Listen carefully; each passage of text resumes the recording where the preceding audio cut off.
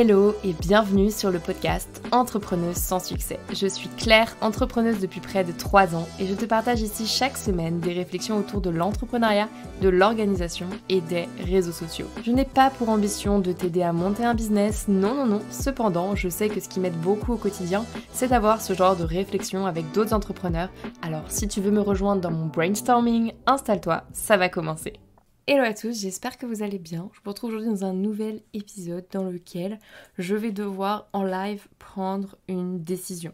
Alors je sais pas si je vais y arriver, mais en tout cas j'ai besoin de cette petite session de brainstorming et je me suis dit que quoi de mieux que de vous la partager en live dans ce podcast. Clairement, ce podcast c'est ma thérapie.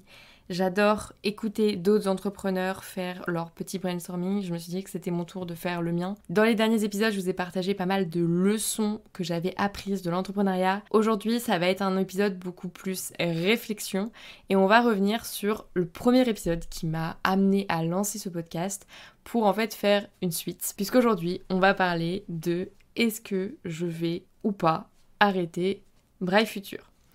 Donc, c'est une décision qui est assez lourde à prendre puisque quand même ça fait 3 ans que je bosse dessus. Donc en vrai, dans mon quotidien, ça me prend quand même pas mal de temps. C'est quelque chose dans lequel j'ai mis énormément de temps et d'énergie. Et dans le premier épisode de podcast, je vous ai partagé ce qu'était Braille Futur. Donc Braille Futur, je reviens très rapidement dessus. Sinon, allez écouter tout de suite le premier épisode. Mais c'est en gros un média dans lequel je donne des conseils pour s'orienter aux jeunes, que ce soit collégiens, lycéens, étudiants, et je parle de développement personnel, de productivité et plus globalement des études en général, comment s'inscrire dans les études supérieures, dans quel type d'études s'inscrire, etc.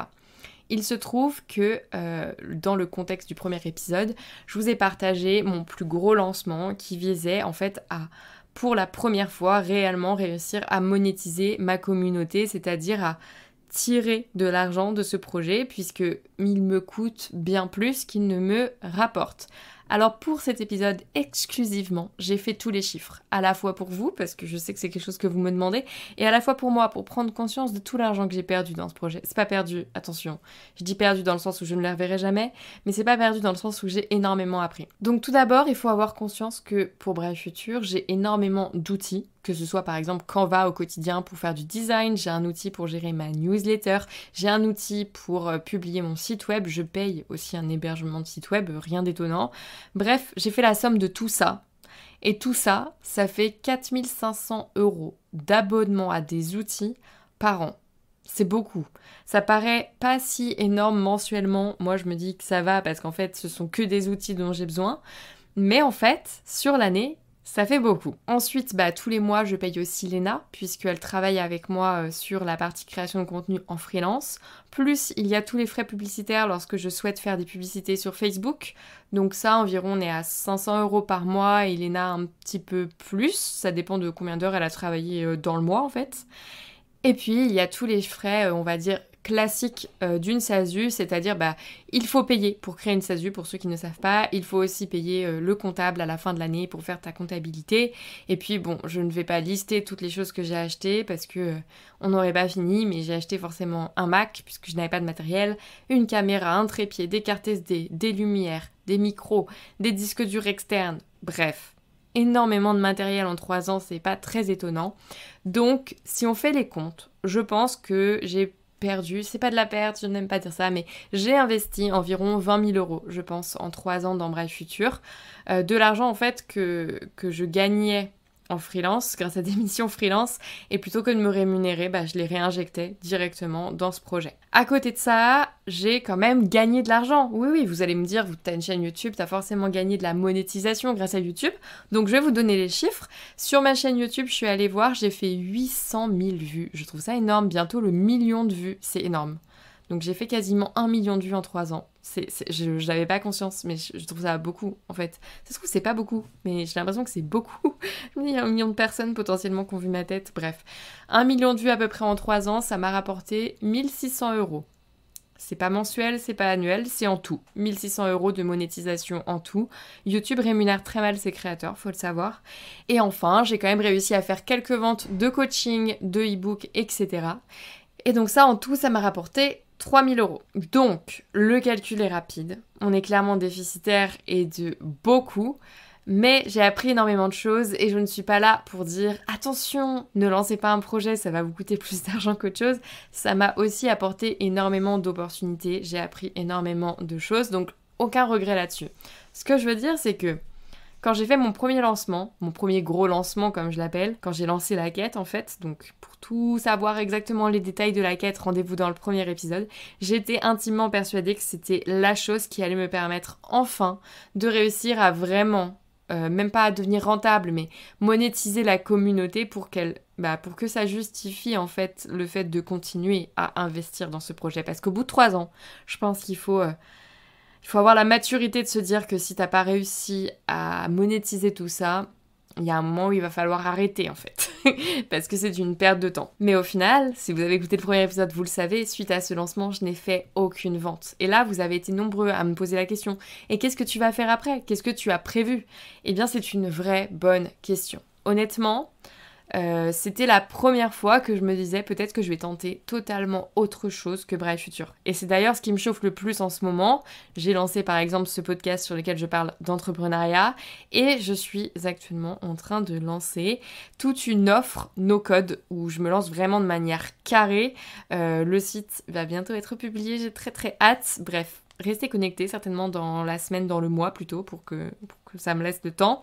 Et je vais aussi créer beaucoup de contenu, un vrai média autour du no-code globalement, de la productivité, des process, d'automation. Parce que c'est ma passion, parce qu'en fait j'en fais tous les jours et parce que la première chose que je fais le matin, c'est de la veille sur ce sujet parce que c'est ce qui m'intéresse et c'est ce que je fais en freelance. En fait, ça fait 3 ans que je mène une réelle double vie où je dois à la fois travailler, et je suis pas en train de me plaindre encore une fois, mais je dois à la fois réussir à créer des contenus pour Bright Future et à la fois m'en sortir en freelance pour réussir à avoir de l'argent pour le réinjecter dans ce projet qui est Bright Future.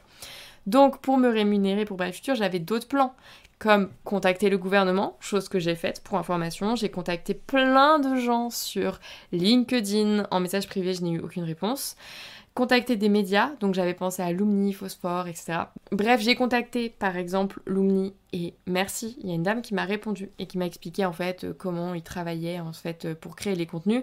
Alors en l'occurrence, ils travaillent avec ce qu'ils appellent des boîtes de prod, il semblerait que je n'en sois pas une. Alors en vrai, j'aimerais bien qu'on me donne la définition d'une boîte de prod, parce que j'ai une SASU quand même. Donc peut-être que, comme j'ai une SASU, comme je fais des vidéos et que j'ai une caméra, je suis une boîte de prod ? Je ne sais pas. Peut-être qu'il faudrait que quelqu'un me clarifie les choses sur ce sujet. Mais en tout cas, je fais des vidéos et j'ai une entreprise. Peut-être que ça marche, mais elle m'a dit non, il faut que tu passes par une boîte de prod. Je ne les ai pas contactés après parce que la réalité des choses est que je me suis rendu compte que j'avais très envie de faire autre chose. Vraiment, pour la première fois. Et en même temps, j'ai pas envie d'abandonner Bright Future, d'abandonner ce projet qui, en fait, m'a fait découvrir l'entrepreneuriat. Je n'avais jamais créé de projet aussi gros de ma vie et je me vois pas le lâcher, le laisser tomber, l'abandonner. J'ai la sensation d'être en train d'abandonner mon premier enfant. Non. Je veux pas faire ça. Et en même temps, je me rends compte qu'en ce moment, je suis beaucoup plus passionnée par tout ce que je suis en train de développer côté freelance. Donc ça date depuis quand même septembre, donc j'ai rebondi très vite derrière l'échec de Bright Future. Dès septembre, j'étais déjà en train de checker tout ce qui se passait chez la concurrence, j'étais en train de checker ce qui se faisait aux US sur le marché du no-code. Je me suis rendu compte que vraiment, dans mes DM LinkedIn, je n'avais aucun souci pour trouver des missions, j'avais juste envie de faire les choses proprement. Et éviter de me retrouver à faire des missions qui ne me conviennent pas du tout, parce que c'est ça le problème du freelance, quand tu définis super mal ton offre au début, tu te retrouves à tout faire, tout et n'importe quoi. Donc là, j'avais envie de me focus sur un sujet hyper spécifique lié aux automations, donc il fallait que ce soit hyper clair pour que je me passe pas contacter pour tout et n'importe quoi. Et bref, tout ça pour dire que là, je me suis tellement investie dedans, tellement ça me chauffe, que le site web est prêt, les médias, les réseaux sociaux sont créés, l'identité visuelle est créée, et en tout cas une identité visuelle pour débuter, quoi, un truc que j'ai fait moi-même. Donc en fait, on va lancer le truc et on va voir si ça marche. Donc en fait, je repars de zéro sur un tout nouveau projet. J'ai recréé une nouvelle chaîne YouTube, j'ai recréé un nouveau compte Instagram, j'ai déjà onboardé Elena dessus, donc on va s'y mettre là dans la semaine. Et tout est prêt en fait. Tout est prêt. Sauf que j'en arrive à une situation où je réalise et je prends conscience, en tout cas j'ai la sensation, que ma créativité est limitée en quantité. J'entends par là que ça fait 3 semaines que j'essaye de sortir une vidéo pour Bright Future et que j'en suis incapable. Je n'arrive pas. Je l'ai écrite, je l'ai tournée, je l'ai montée. L'écriture a été un calvaire, je ne savais pas de quoi j'allais parler. C'était la première fois que j'étais réellement face à la page blanche où j'étais en mode j'ai l'impression d'avoir fait le tour de tous les sujets. C'est un fait, ça fait 3 ans que j'ai la sensation de faire la même chose sur cette chaîne. Je n'en peux plus. Je me plains pas, encore une fois, je suis très contente de ce que j'écris sur cette chaîne, mais en fait, je n'en peux plus de faire des vidéos où j'expose les différentes dates de Parcoursup, où je raconte comment faire une lettre de motivation, où je raconte ce que c'est que la fac, les prépas, les écoles. Bref, j'ai la sensation de tout le temps faire la même chose, parce que en fait, c'est cyclique et que vous avez tout le temps les mêmes demandes au même moment de l'année. Et en fait, quand je dis vous, en fait, c'est même pas vous, c'est dans le sens où vous consommez mes contenus pendant une année. Après, vous partez, ce qui est logique, en fait, vous n'êtes plus potentiellement dans la cible. Et il y a une nouvelle cible qui arrive, qui réclame de nouveau les mêmes contenus, mais qui ne fait pas le taf, entre guillemets, d'aller chercher dans les anciens contenus, qui a besoin que ce soit du contenu à jour. En vrai, dans les faits, Parcoursup, à part les dates qui changent, il n'y a pas tant de changements que ça. Et en fait, moi, ça me fatigue. J'ai plus du tout envie de faire ça. J'ai plus de motivation. C'est la première fois que je ressens un aussi gros manque de motivation pour Braille Futur, alors que c'était mon bébé, que j'adorais ça et que je faisais ça tout le temps, j'y pensais nuit et jour. Et du coup, je culpabilise presque. J'ai l'impression que je suis en train de laisser tomber un truc, c'est pas ouf du tout. C'est un sentiment extrêmement désagréable, je me sens pas bien. Voilà, je me sens pas bien.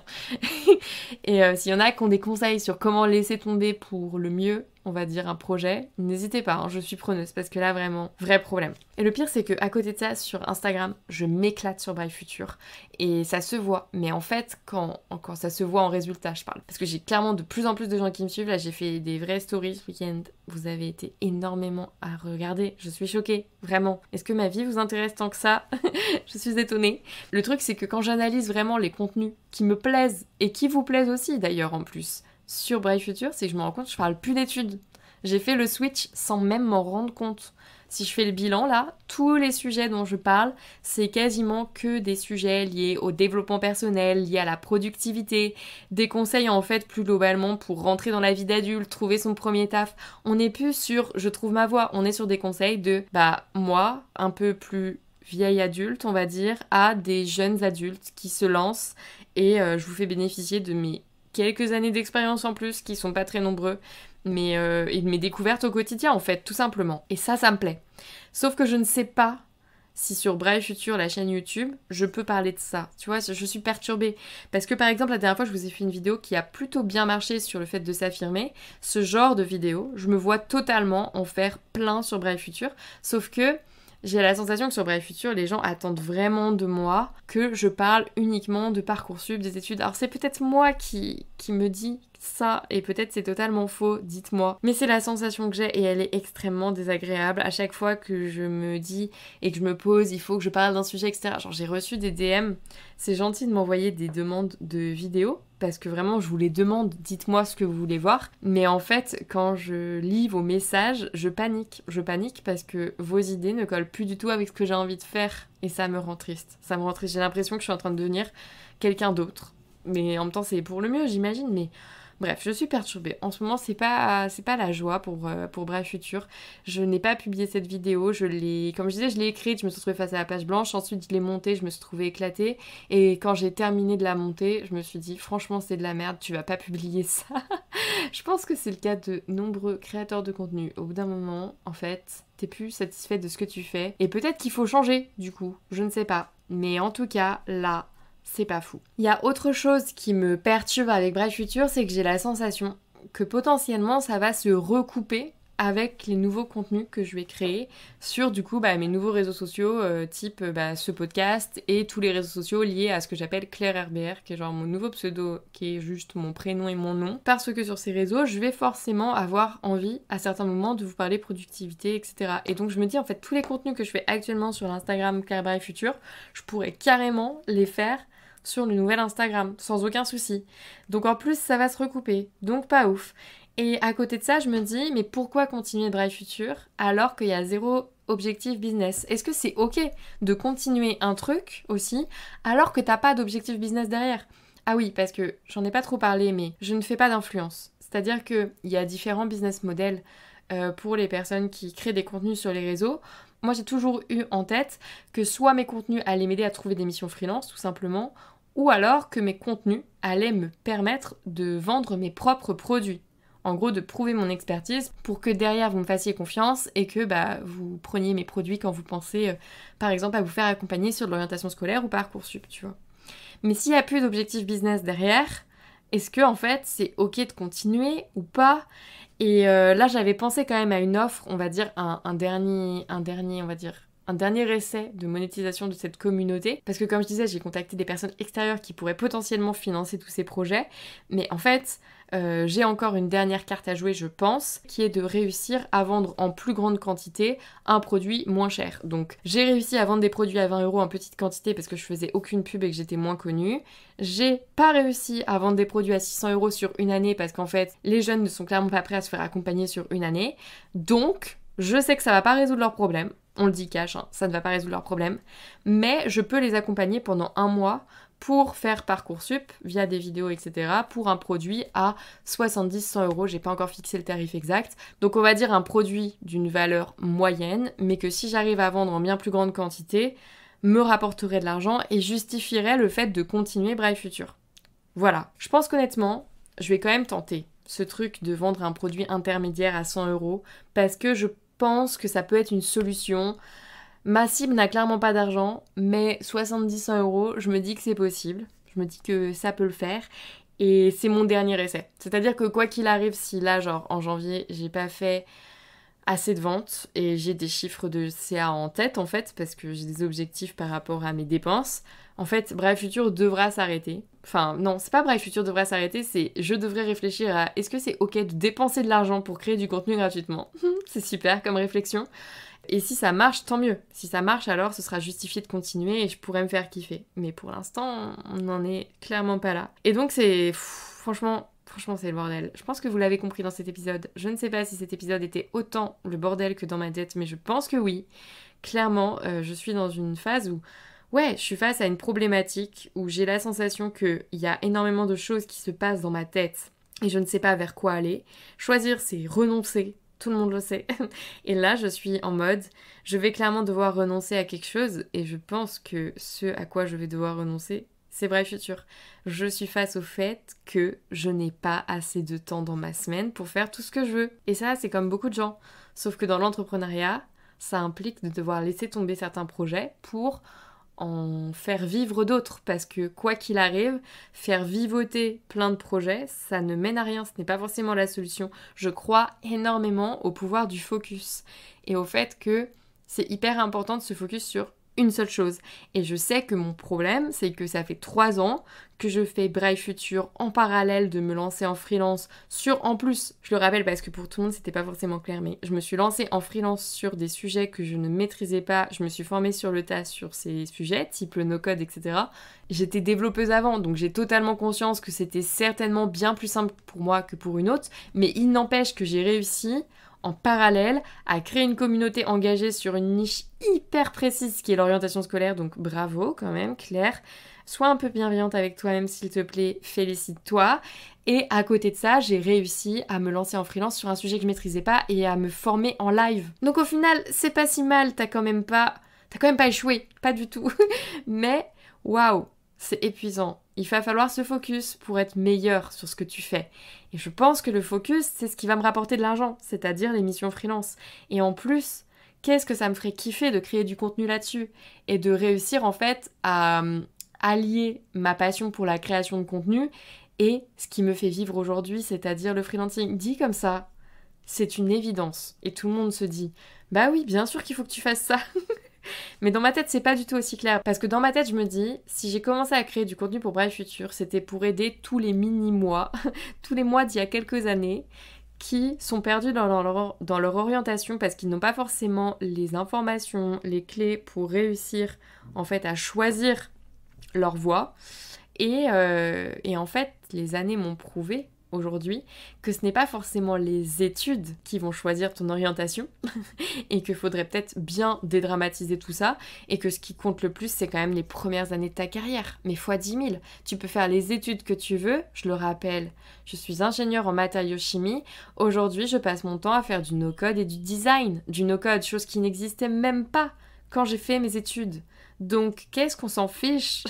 Et d'ailleurs mes études d'ingénieur, franchement, zéro regret, même si j'ai un peu fait ça par facilité parce que c'était le truc un peu normal. Zéro regret parce que vraiment, ça m'a énormément structuré le cerveau, ça m'a permis d'apprendre énormément de choses sur l'organisation, la logique, enfin ça m'a structuré le cerveau tout simplement, chose qui est la base du fait que je m'en sors en entrepreneuriat. Donc j'en reviens même à remettre en question l'existence de Brave Future. Est-ce que c'est vraiment si nécessaire? Est-ce qu'en fait c'est pas normal de se planter, de faire ses propres tests par soi-même? Est-ce qu'il y a un vrai souci par rapport à l'orientation? Je suis quand même persuadée que oui, il y aurait un vrai travail de développement personnel à faire. Mais en fait, est-ce qu'il doit arriver aussitôt? Est-ce que vraiment, c'est pas quelque chose qui justement doit être fait en début de carrière? J'en sais rien. J'ai pas de réponse à tout ça.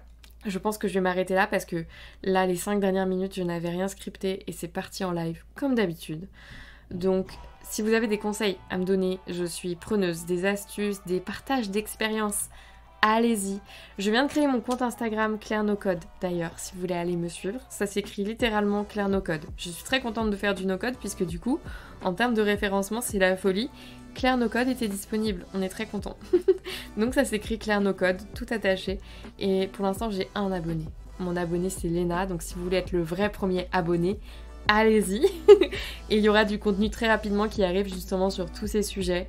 No code, productivité, entrepreneuriat. Et voilà, moi au quotidien quoi. Donc j'espère que ça vous plaira et ce sera la bonne occasion pour échanger plus simplement en DM. Mais si vous voulez aller me contacter sur LinkedIn, c'est totalement possible aussi, bien sûr. Et le site internet arrive très vite. J'ai tellement hâte de vous le montrer parce que là j'ai passé le week-end dessus. Je le trouve trop beau. Franchement, j'ai fait un truc que j'adore. Alors je sais, hein, c'est pas la beauté qui compte parce que clairement le copywriting c'est tout aussi important sur un site, mais je suis passionnée de design, sorry. Donc j'ai passé du temps à faire des jolis gradients de couleurs qui bougent dans tous les sens. Bref, j'ai trop hâte de vous montrer. Donc je vais vous laisser. En plus, j'ai mon repas qui vient d'arriver, donc j'ai très hâte d'aller manger. Je vous souhaite à tous une très belle journée et on se retrouve dès la semaine prochaine dans un nouvel épisode. Et j'espère que d'ici là, ce sera un peu plus clair dans ma tête.